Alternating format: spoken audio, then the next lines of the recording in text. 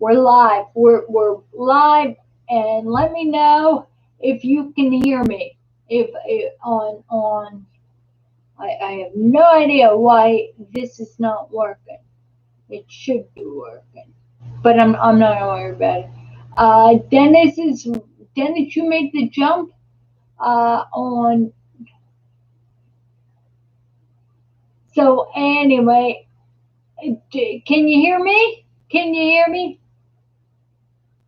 Can you hear me?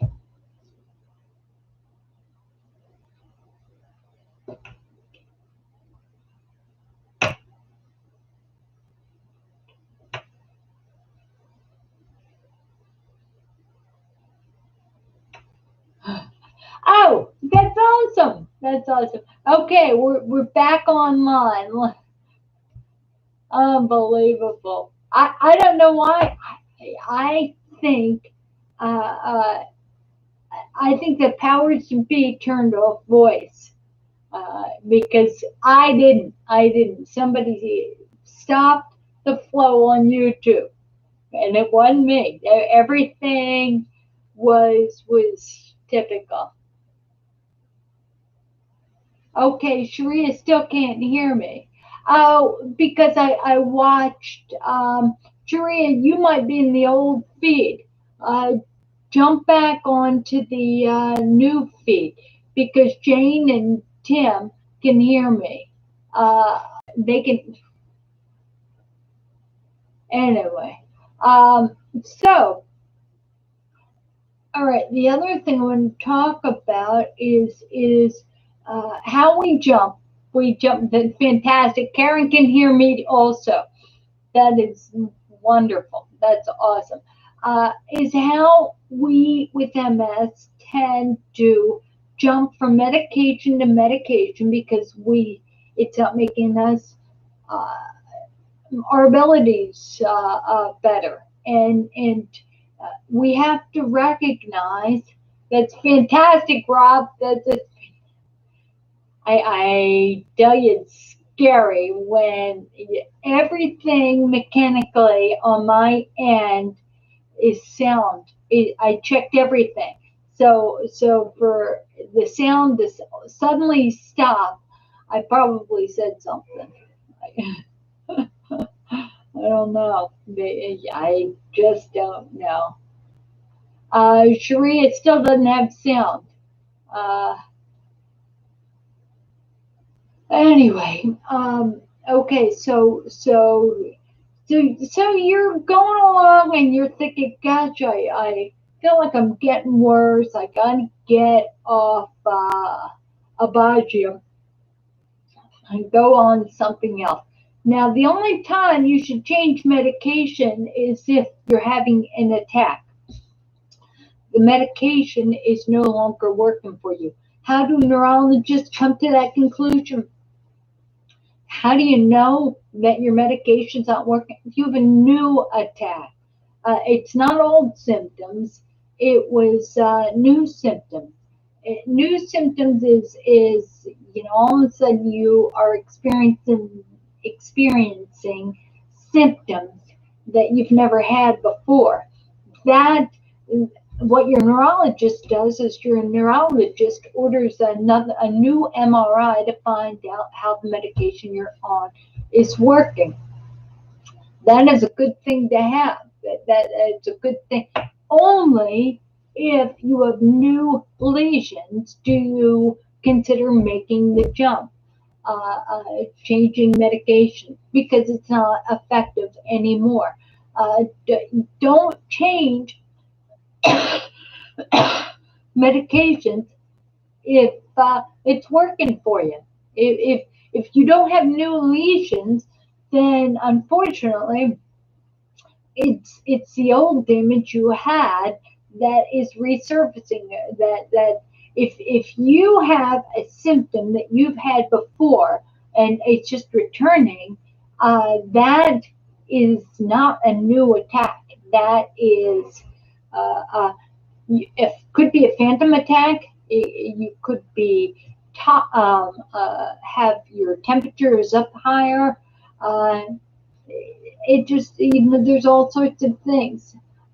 Tim, since he was diagnosed in 2012, yeah, you've changed. Now, a question, Tim, why did you jump or change? I understand why you changed from Copaxone to Gilenya. Why did you change from Gilenya to rituximab? And then, because I did that same thing, and Lemtrada. Why did you? Or is that the order, Tim? I think the order is Copaxone, Lemtrada, Gilenya, and rituximab. But why did you change? All right, all right. Let's see. I don't know about the plant seeds because we don't. All right. All right. So, all right. So, I'm waiting. All right.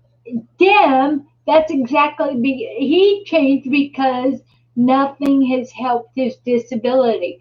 Were you trying to feel better or prevent attacks from happening? Because the disease modifying medication prevents attacks. The disability is the side effects, the symptoms we have. Uh, the you know what, that so we don't, this is what I want to caution everybody to do. Do not change medications because you feel like it's not working. Let your neurologist do the MRI and determine if the medication is no longer working. Uh, a lot of times you tell the neurologist you want to change meds and they'll say, okay, what do you want to be on? Because they don't care. They don't care, just as long as you're on something. But I say, you know what? There is in the Easter basket of medication, there is such few medication. Well, there's a lot, but there, let them work until they don't work any longer. Uh, the baclofen is there for spasticity. Let's see, Empira helps people walk. Some people, it didn't work for me. It was yeah, it didn't work for me. Let me see what else. Let's see. There's antidepressants for exhaustion. There's all sorts of things. Uh, and there's Botox. There's bladder medication. And Chris says the only reason she changed from Copaxone to Aubagio than to Sabri is because pills failed her. A shot gave her the side effects. Well, you know what? The side effects is a reason. Uh, is the reason why you change. Now, Tim, the slowing of the progression. Well, Tim, you have primary progressive MS, right? Uh, uh, do you have primary progressive? I used to have what each one of you had, what type of MS each person had, and what medications. I can find that, but I there's too many people who subscribe and email me. I couldn't keep up, and then there's a lot of people who get in touch with me and then disappear. Uh, so slow down. Tim, do you have primary progressive MS? Because primary progressive MS, some of the studies show that Ocrevus may slow down the progression only for primary progressive MS, and rituximab also. Uh, and the reason why is because primary progressive MS is a series of attacks. It's a series. Tim, you have no, all right, you have no clue. All right, so if you have relapsing remitting, uh, if you have relapsing remitting MS, then medications are there to prevent you from having future attacks. but they will not help uh, the deterioration of an exposed nerve due to previous attack. They won't, they won't. So our hope is in nerve regeneration. Yes, Rob, you understand PPMS. So you understand yeah. But let me tell you something. I've gone to so many different talks on MS, neurologists talks, provided by the MS Association, MS Society, MS Foundation. They have experts that talk about this. And Stu's News and Views, he has a so I went to one, and there was a neurologist, fantastic neurologist. Hi, Susan. There was a fantastic neurologist who was talking, and I will tell you this. She said, I have people with primary progressive MS, and I have people with relapsing remitting. But the ones that keep me up at night are the people with active, severely active, aggressive, relapsing remitting MS, because I've got to work with them to battle every attack, because each attack can cause problems in the future. I had aggressive uh, relapsing remitting. In fact, I still do. That's why I have to be on medication, even though the old damage is secondary progressive. One of the things she said is primary progressive. Nothing is an emergency with her. With her MS patients that primary progressive, it's a gradual thing. Uh, um, she says you don't stay up at night, because the next day she would think about these patients. But the aggressive, not the relapsing remitting. Some people have relapsing remitting that they have one attack and never have an attack again, because MS is a snowflake disease. Different people have different levels of difficulty, of attacks, of not attacks. If you have secondary chronic progressive, you're over, 60, I think. You're over 60 and you haven't had an attack in I think it's 10 years. I'm not a neurologist, so let me tell you this. If you haven't had an attack, then ask your neurologist what they think. Maybe you shouldn't be on medications. But again, don't take my word for it, because I'm not a doctor, I'm not a neurologist. And let me see. And Tim says, you know what, Tim, you get worse with no new lesions. And you know what? That is the progression of MS. If you at one time had an active disease, you had lots of attacks, your nerves have been exposed. Let me see. So you've got a lot of, pretend my arm is a nerve, right? You have a lot of exposed on your nerves, exposed. Well, the problem is that the longer that nerve is exposed, that wire underneath of the copper. Let me show you here. All right, the wire underneath, the longer that wire is exposed to the body, the more chance it is with your disability, right? All right, I had a catastrophic attack. I had lesions on the pons area of my brain, and the problem is that uh, when those symptoms return, it's that nerve has been so exposed that hang on 1 minute here.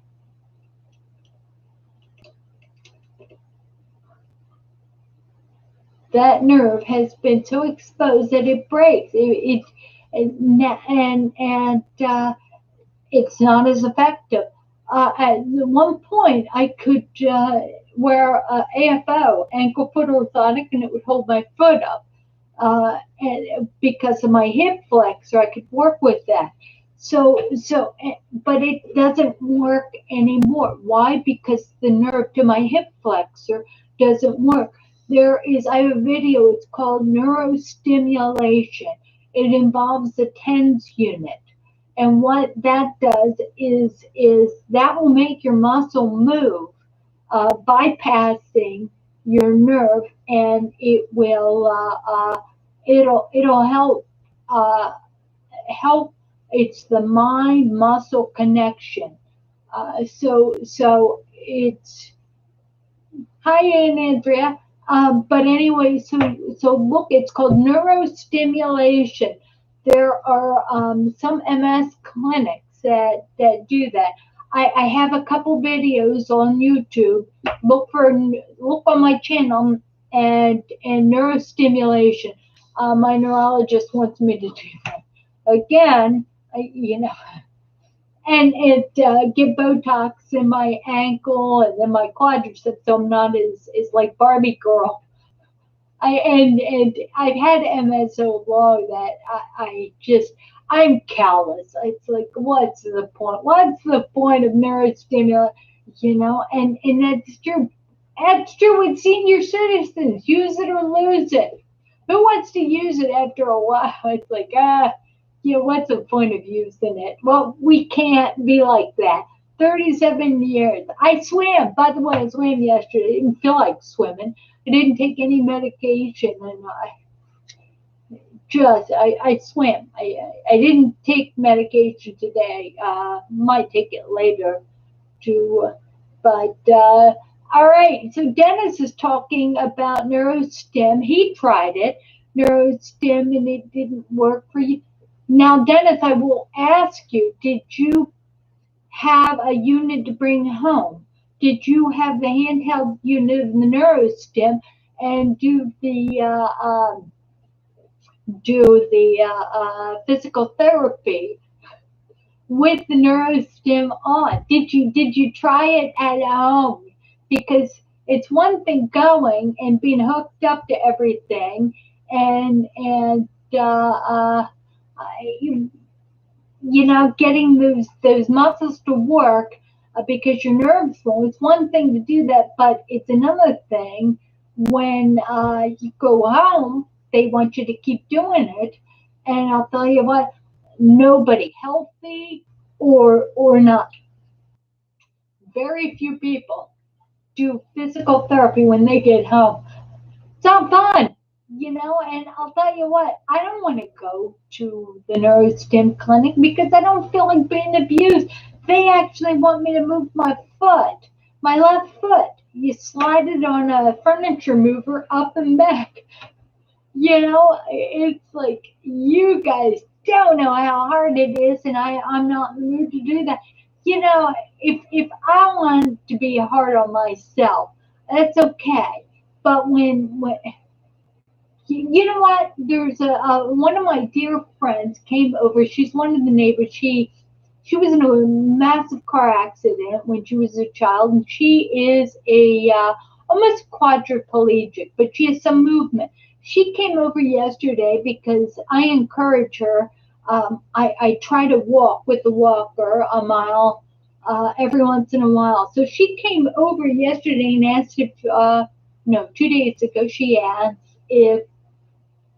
if we can walk. So she comes up, gets her walker out, and she says, I am so sorry for going slow.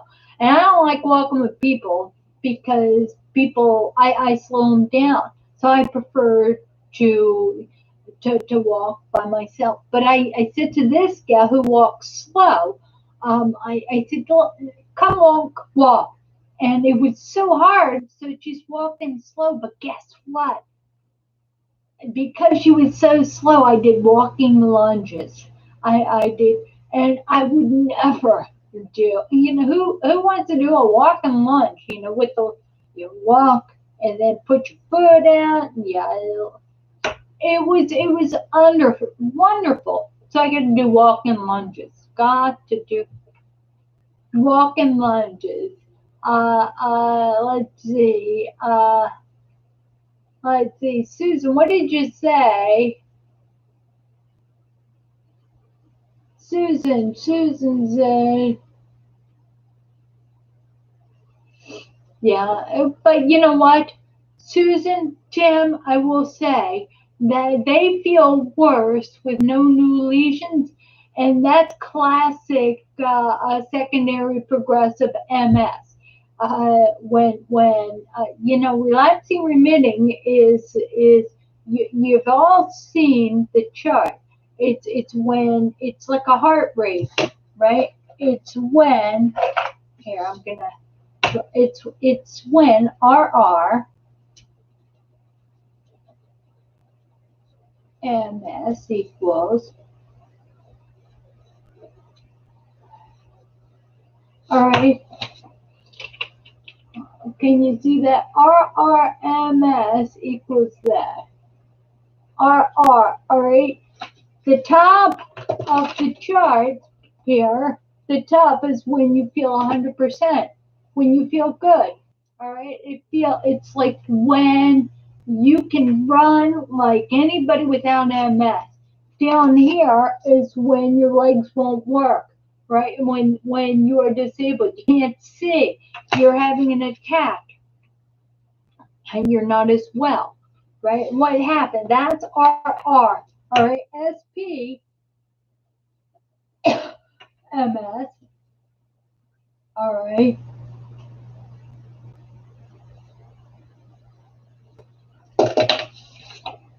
is more like this. All right, let me show you. All right, see, you can have relapsing remitting, but most people don't. You can have these together. All right. See, you never get 100%. You have attacks, and you never get 100%. That's why we don't feel well. That's why we have disability.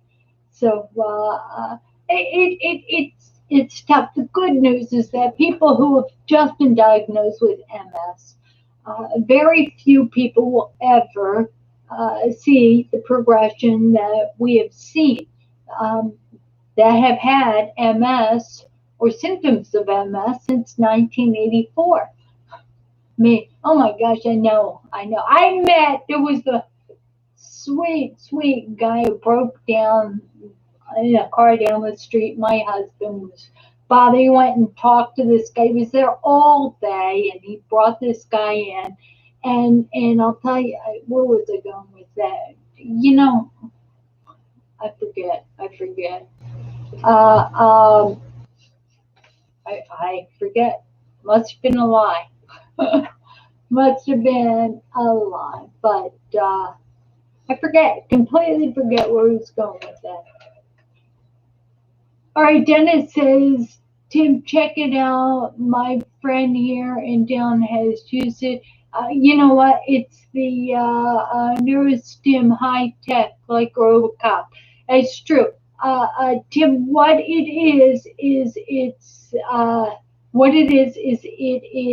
it's stimulation. The TENS unit. Think about a TENS unit on muscles, opposing muscle, or not opposing, the same muscle, both ends of that muscle. And what happens is, this is, now pretend you've got a muscle, not pretend, you've got a muscle that will not react because the nerves are not working it. Well, all of a sudden you have this TENS unit on either side of your muscle, say your hamstring, all right, the top and the bottom of your hamstring, and you dial it so that it contracts. And what happens is when it contracts, you take a step, you use that muscle, and that is how neurostimulation is supposed to work. You're supposed to do physical therapy while the muscle is being stimulated to contract. You're supposed to use it when it contracts. And what that does is it's supposed to reawaken the nerve. And it has shown a fantastic result.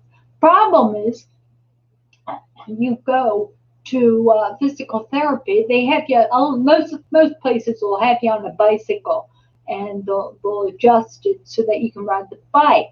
Uh, the problem is that they get that and they give you the physical therapy, and they want you to go home and do it on your own. Who? Thank you for the time check, Karen. Who is like, you know what?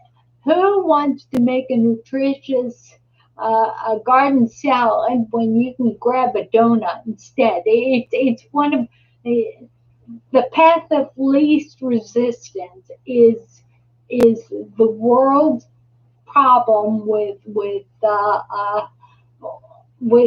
life, right? It's easier to go the easiest way, right? And instead of the hard, who wants it hard? Especially especially when you have MS. I think I liked it tough all of my life. Uh, yeah, Karen, I liked it, and therefore I like a challenge. I love it when they don't have the dome up at the pool and it's 30 degrees and it's freezing rain and the wind's blowing. I love swimming out there because that's easy. And people think I'm amazing. That's easy. What's hard is neurostimulation and physical therapy. What's hard is walking without the hip flexor assisted device. That's hard. What's hard is paying attention when your brain's not there. Because swimming in 80-degree or 88-degree water when it's 30 degrees out is like swimming in a jacuzzi. It's wonderful. So people think I'm amazing. How do you do that? You are tough. Yeah, no, I'm not tough. It's easy. Slow hanging fruit. You want to look like a superstar? And there's the track at the gym, and there's windows, and all these athletes can look out the window at you with your walker going to the pool, diving in the pool, and swimming free. You know, I did a half a mile. I do a half a mile every other day. I try to do, but you know what? I'm in this study program for gut bacteria, and they had me fill out. It was like 5 pages of what I eat, and oh my God, it's like, all right, be honest, be honest, be honest. So yeah, Tim, the donut is. Plus, let me tell you something. Last year, I was 110. Before COVID, I was 110. I had a rough time gaining weight. Well, you know what? I'm eating anything I feel like there, and I'm 118 now, and I've got less wrinkles on my face. It's I don't care. I just don't care about being skinny anymore. I don't care. Sharia, you think you're having a attack? Do you have new symptoms? All right. The way you tell if you're having a new attack, a new exacerbation, is if you have new symptoms you've never had before. If not, it could be a phantom attack. It could be a phantom attack. Uh, uh, so are you having new symptoms, Sharia? Sharia, are you having new symptoms? Let's see. So, and the reason why I'm asking that is you don't want to get Salumedrol or steroids to reduce. Steroids is like an internal ice job. Say you smash your finger and it's swelling. You put ice on it to reduce the swelling. Uh, uh, so you reduce the swelling, right? Steroids is a chemical. Thank you, Mace. Is a chemical ice job. So they put it in your veins, and it reduces the swelling or the inflammation. Which is they give people steroids if they have let's see, sinus issues, if they have poison ivy. Steroids are a wonderful thing. Problem is that if you have diabetes, it drives your blood sugar up. All right. All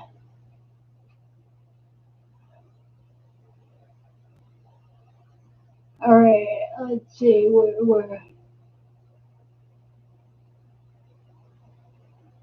All right. You're talking about supplements, and all right. But you know what? I've got a clock there. it's 11:56. I see on my computer, but anyway, no, I was trying to fix. All right, so you're not having an attack, Sharia. All right, new symptoms. So the problem is I was talking about Solumedrol. It compromises your bones long term. It's not really good. That so you use it sparingly. Use it. Make darn sure you're having an attack. An attack is new symptoms you've never had before. Uh, um, Let me see. Robert asked a question: has anybody tried Pain Gone Plus? Uh, and Dennis says he hasn't heard of it. I haven't either. Um, but you know what, Tim? Early on, steroids did help with me. And steroids, if you're having an attack, steroids help. Whether it's 1 milli or 1 gram, 3 times. Remember, that was the old protocol, 3 days in a row. And uh, as you progress, you may need 5 days of 1 gram, 1,000 milligrams of steroids. Now, you could have a phantom attack. A phantom attack often is caused by being warm, stress, uh, uh, just what causes phantom attacks. Occasionally, sometimes you wake up and you have an infection. There's something that is not quite right, where your nerves are inflamed. Anything that causes nerve inflammation, mind you, you've got all right, you got a wire, and nerve inflammation will give you the feeling that you're not doing as well. So there's that. Also, now I will say that Robert, you're talking about vitamins, supplements for pain or supplement. Be very careful about supplements. Take it to your doctor and ask your doctor whether what's in the supplement that will work. That should you be taking it? I'm leery of all these things because if it would work, it'd be on the front news of everything. I'm all right. Now I'm thinking about it. I think anyway, I'm going to stop. Remember, on Thursday we do the MS Live again at 11 o'clock. Please join us. Go to msfrontiers.org for resources we have for you. Love you all. Remember, may the peace of God, which surpasses all understanding, keep your hearts and minds on Christ Jesus. If you don't have a relationship with God, that's okay. But again, I believe God brought you here so that you'd feel comforted.